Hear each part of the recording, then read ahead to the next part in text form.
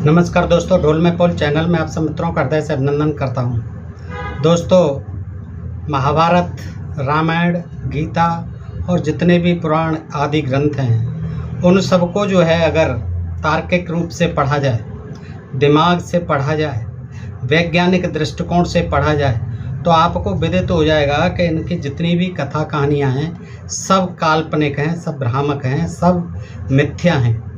और दोस्तों, आज जो है इन कथाओं के अनुसार कुछ भी होना या न होना असंभव है। दोस्तों, ये विज्ञान सिद्ध कर देता है कि जितनी भी प्राचीन काल की ये कथा कहानियाँ हैं, इनमें तनिक भी सच्चाई नहीं है। दोस्तों, आज एक ऐसा ही प्रकरण हम देखते हैं महाभारत का।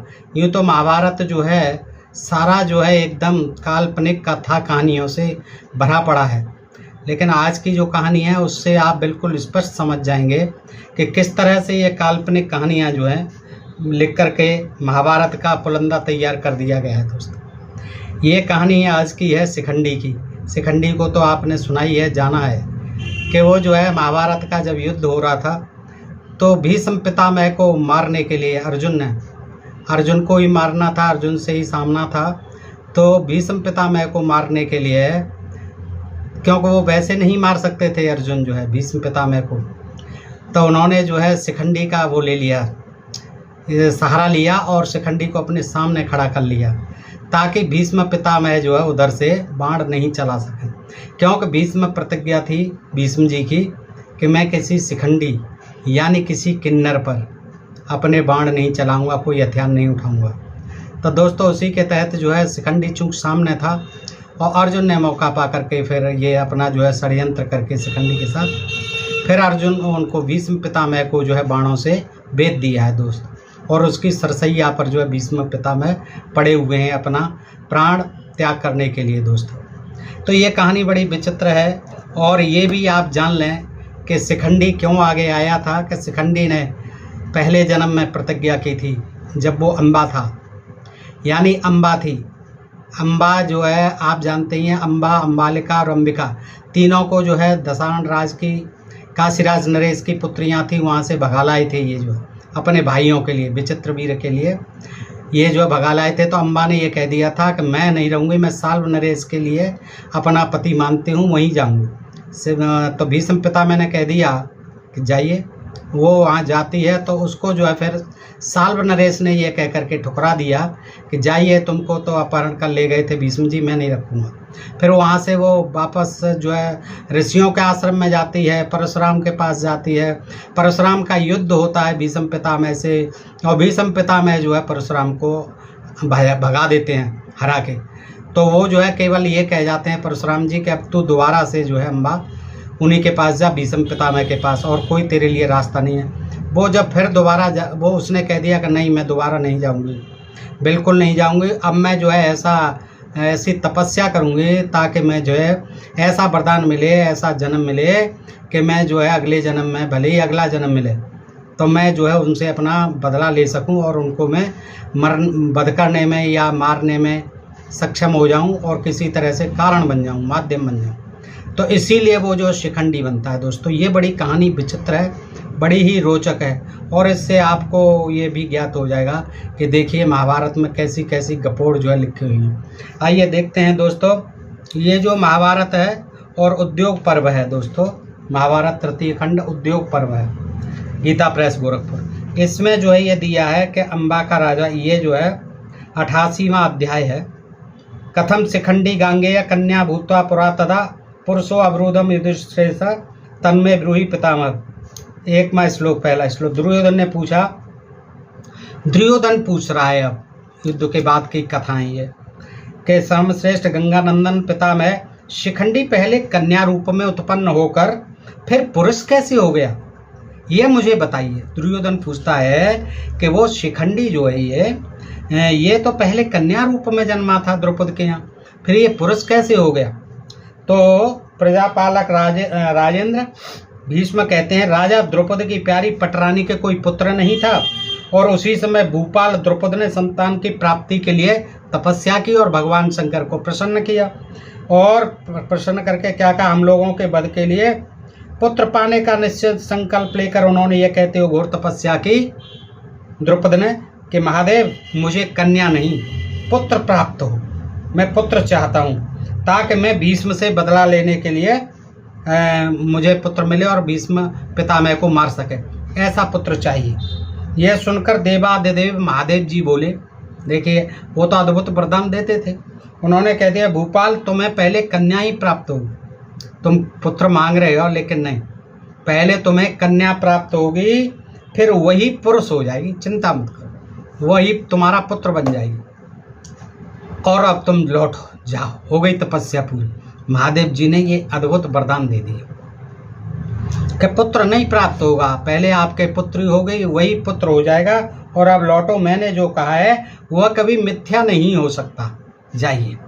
कुछ कमी रह गई होगी तपस्या में, इसलिए जो है शंकर जी ने ऐसा वरदान दिया।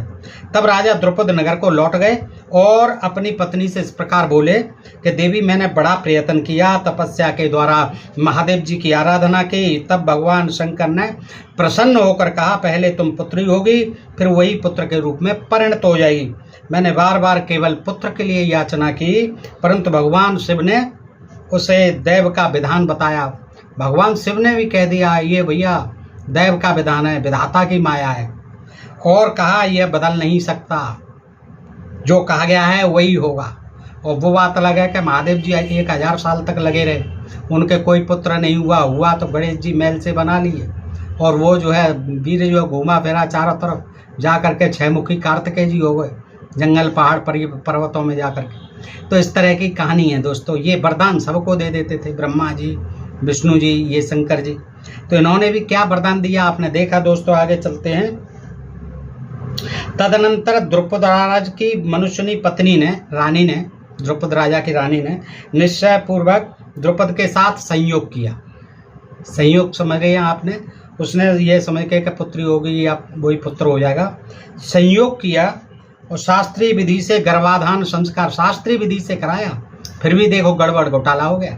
शास्त्रीय विधि से गर्भाधान संस्कार होने पर यथा समय उसने गर्भ धारण किया।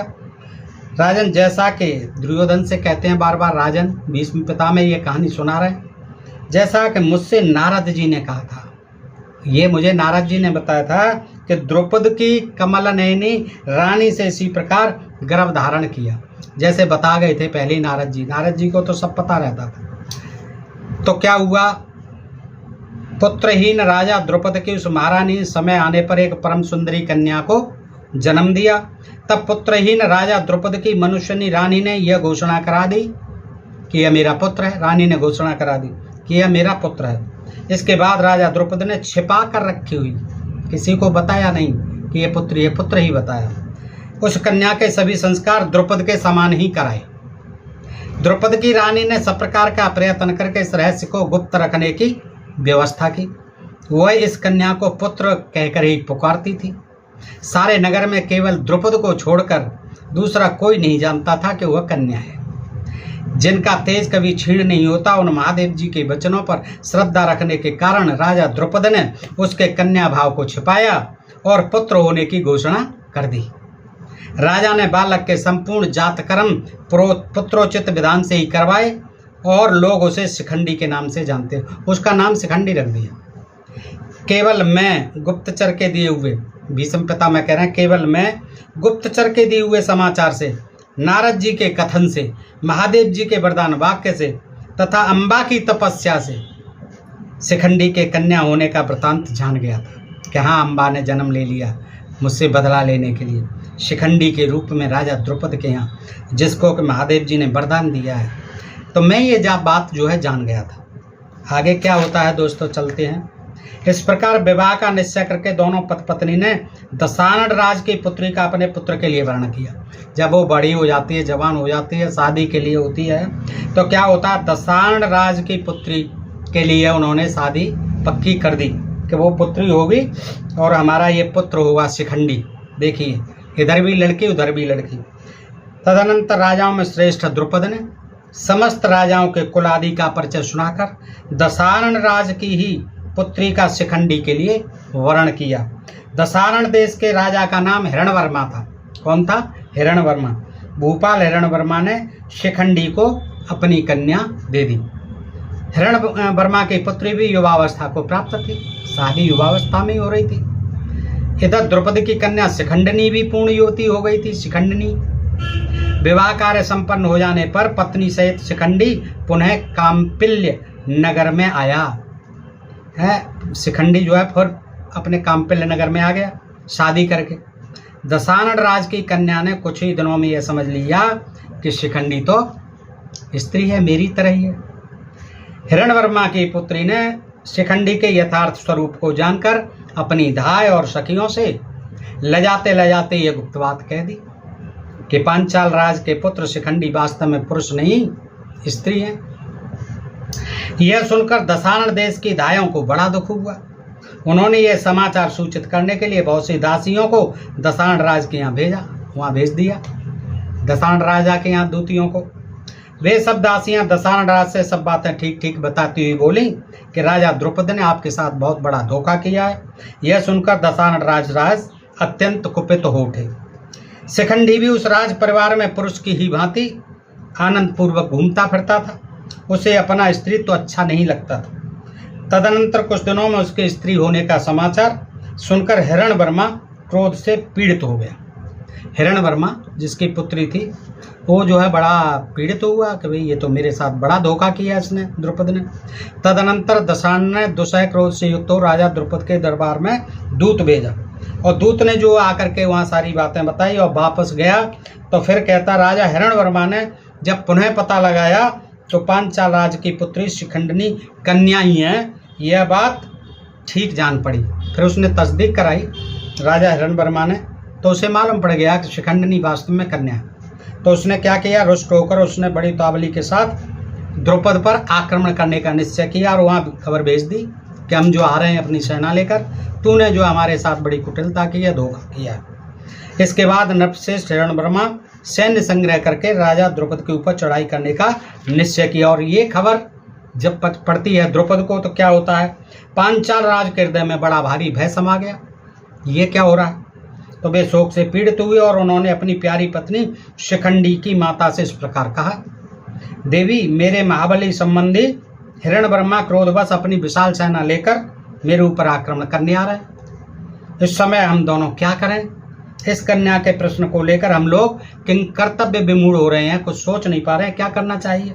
संबंधी के मन में यह शंका दृढ़मूल हो गई है उन्हें कि तुम्हारा पुत्र शिखंडी वास्तव में कन्या है। रानी मेरा जीवन संशय में पड़ गया है, यह शिखंडिनी भी बालिका है, तुम भी महान संकट में फंस गई हो। तो तब शिखंडी की माता ने अपने पति से यथार्थ रहस्य बताते हुए कहा, यह पुत्र शिखंडी नहीं शिखंडिनी नाम वाली कन्या है, ये तो महाराज आप भी जानते हैं। पुत्र रहित होने के कारण मैंने अपनी श्रोताओं के भय से इस कन्या शिखंडिनी के जन्म लेने पर भी मैंने इसे पुत्र ही बताया, श्रोताओं का भी मुझे भय था। आपने भी प्रेमवश मेरे इस कथन का अनुमोदन किया और महाराज कन्या होने पर भी आपने इसका पुत्रोचित संस्कार कराए जैसे पुत्रों के कराते हैं। आपने तो जानबूझ करके कराए जबकि आपको भी पता था। मेरे ही कथन पर विश्वास करके आप दशानन राज की पुत्री को इसकी पत्नी बनाने के लिए ब्याह लाए। महादेव जी के वरदान वाक्य पर दृष्टि रखने के कारण मैंने इसके विषय में पुत्र होने की घोषणा की थी। महादेव जी ने कहा था कि पहले कन्या होगी फिर वही पुत्र हो जाएगा, इसलिए इस वर्तमान संकट की उपेक्षा की गई। यह सुनकर अब देखिए उनका जो है बिल्कुल वरदान जो है झूठा हो गया। पुत्री रह गई, शादी भी हो गई तब भी पुत्री है। अब इतना फजीता हो रहा है कि वो आकर के सेना लेके आ रहा है, उसका जो है पिता जो है लड़की का शिखंडी से युद्ध करने के लिए। यह सुनकर यज्ञसेन द्रुपद ने मंत्रियों को सब बातें ठीक ठीक बता दी। राजन तत्पश्चात प्रजा की रक्षा के लिए जैसी व्यवस्था उचित है उसके लिए उन्होंने पुनः मंत्रियों के साथ गुप्त मंत्रणा की कि भाई अब क्या करना चाहिए। मंत्रियों के साथ गुप्त मंत्रणा कर रहे हैं। राजा द्रुपद को देवाधन में तत्पर देख महारानी ने पूजा चढ़ाते हुए नरेश से इस प्रकार कहा कि देवताओं की आराधना साधु पुरुषों के लिए सदा ही उत्तम है। वो साधु तपस्या करने लगे जो है महाराज। तो रानी क्या कहती है, फिर जो दुख के समुद्र में डूबा हुआ हो उसके लिए तो फिर कोई चारा ही नहीं है सिवाय पूजा पाठ के। अतः आप गुरुजनों और संपूर्ण देवताओं का पूजन करें, ब्राह्मणों को पर्याप्त दक्षिणा दीजिए और दशाण राज के लौट जाने के लिए अग्नियों में होम करवाइए। यही होता था। दुश्मन आता था चढ़ के तो अग्नि होम में ब्राह्मणों को बुला करके अग्नि होम शुरू कर दिए जाते थे, उनको दक्षिणाएं देने लग जाते थे, देवताओं की पूजा करने लग जाते थे, इंद्र आदि की। तो यही होता था और इसीलिए हमारा देश हमेशा गुलाम हुआ, हमेशा हारता रहा, इन्हीं धर्म के प्रपंचों के कारण, पाखंडों के कारण। देखिए रानी क्या कह रही है, महाराज दोनों ही गड़बड़ा रहे हैं, तो अब तो कोई चारा नहीं है, पूजा पाठ करो, बुलाओ ब्राह्मणों को, दान दो, दक्षिणा दो, यज्ञ कराओ उनसे, और देवताओं की भी पूजा करो, तभी कुछ काम बनेगा। ऐसी ही इनकी धारणा बना दी गई थी राजा रानियों की। इन दोनों को इस प्रकार शोकमग्न होकर बातचीत करते देख उनकी तपस्विनी पुत्री शिखंडिनी लज्जित सी होकर इस प्रकार चिंता करने लगी। अब वो देख रही है कि हमारे माता पिता जो है शिखंडिनी के बड़े दुखी हो रहे हैं, तो वो क्या कहती है, ये मेरे माता पिता दोनों मेरे ही कारण दुखी हो रहे हैं। ऐसा सोचकर उसने प्राण त्याग देने का विचार किया। ये आत्महत्या के लिए भी उकसाती है ऐसी कथाएं। देखिए आत्महत्याओं के बहुत विवरण मिलते हैं। वो लड़की भी शिखंडिनी आत्महत्या के लिए तैयार हो रही है, क्योंकि मेरे माँ बाप जो है उन पर संकट आने वाला है मेरे कारण, और ऐसे जीवन से तो मर जाना अच्छा है, वो ये सोचती है। इस प्रकार जीवन का अंत कर देने का निश्चय करके वो अत्यंत शोकमग्न होकर घर छोड़कर निर्जन एवं गहन वन में चली गई। घर छोड़ दिया उसने चुपचाप और जंगल को चली गई। और वहाँ क्या हुआ, वहाँ जाकर के एक समृद्धशाली यक्ष जिसका नाम स्थूलाकरण से उसकी मुलाकात हो जाती है यक्ष से, और उसका वन का वो राजा था। इसी के वजह से साधारण लोगों ने उस वन में आना जाना छोड़ दिया था, बहुत भयंकर था यक्ष जो है।